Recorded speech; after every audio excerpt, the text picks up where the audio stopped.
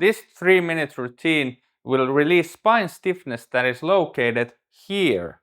And you should do this routine because if this part of your spine is stiff, the movement compensations can be seen as far as the ankle and feet. And if it's stiff, your neck and your lumbar spine, lower back will be the ones that take the biggest hit. You don't even need any special equipment such as foam rollers, so almost anyone can do this. People with neck and lower back issues often concentrate and exercise and rehab only the parts that are painful, the neck and the lower back, but they skip the thoracic spine, and this can be a huge mistake.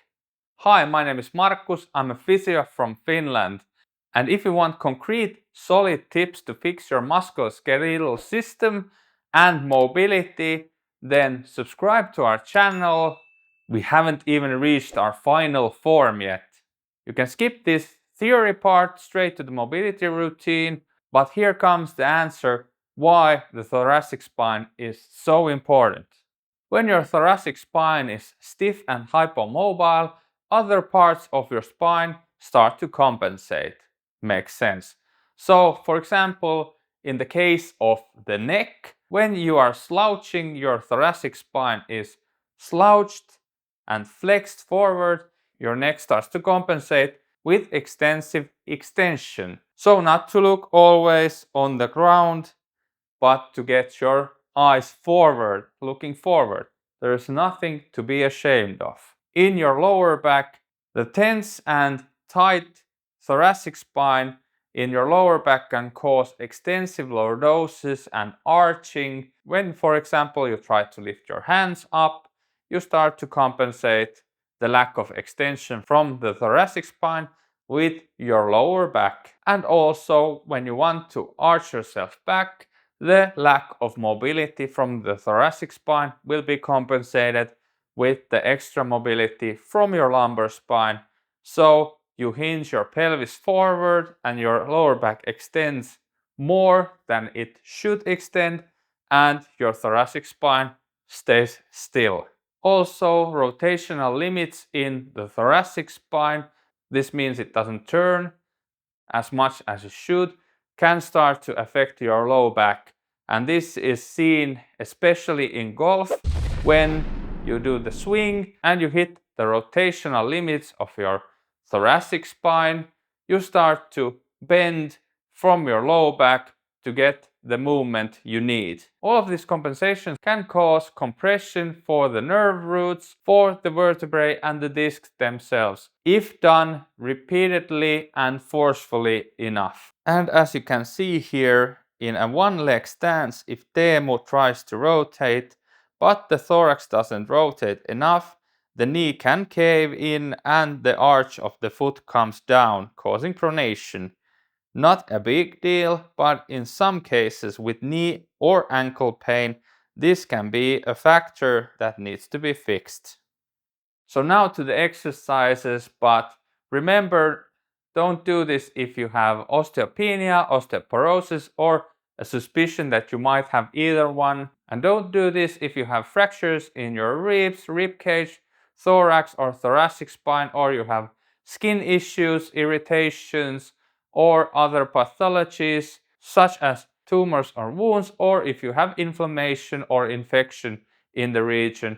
And don't do this if you have spondylolysis, spondylolisthesis, or a fresh acute herniation or a bulge in your thoracic disc. The first part of the routine starts with rolling up a towel. The circumference of this towel roll is about 4 to 7 inches, and for Europeans, do your math, it's times 2.5, so it's 10 centimeters, 10 centimeters, or a little bit more.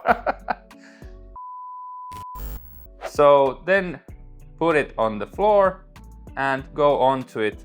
Put it where your thoracic spine ends and the lumbar spine starts. So basically where your last and final ribs are.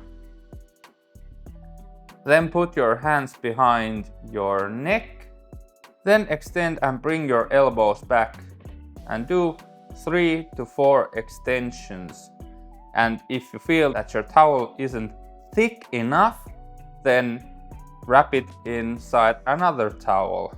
So yeah, so you get that extra inch. Why are you laughing, Teemu? Extra inch of thickness. That matters more in this case. We are incredibly sorry for the stupidity of these two knuckleheads. When you've done 3 to 4 times, then go a bit down so the towel comes up 2 inches, 5 centimeters approximately, and then do it again. And 3 to 4 extensions, and then after this, bring it once more up. And here the movement is smaller naturally, and that's not a problem. If you have a taller spine, then you can even take it one step further forward and do this from this position. And now when you've done 3 to 4 extensions here, then turn on your side, off of the towel, enough of that shenanigans, and then knees bent 90 degrees, hips 90 degrees, and from the lower hand, grab the upper knee and then put your hand behind your neck and start to extend and follow your elbow with your eyes. And do 10 repetitions for both sides. And don't let your legs raise off of the ground or the upper knee separate from the lower knee. Also remember to breathe out when you do the rotation. And when you've done 10 times for this side, then spiral in place and do the other side. Again, 10 reps. Do this routine 3 to 7 times a week. Daily would be best. You can do this routine before your workouts or after your workouts. Even in the morning, this can be the first thing you do when you get out of your bed. Get your blood flowing, a nice start to your day.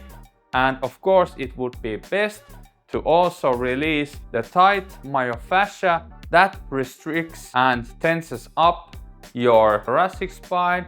So meaning these things that are visualized here with these resistance bands, the myofascial chains. We have created an ebook for this. Go grab it for free and also check out our video that teaches you how to release your thorax with breathing exercises.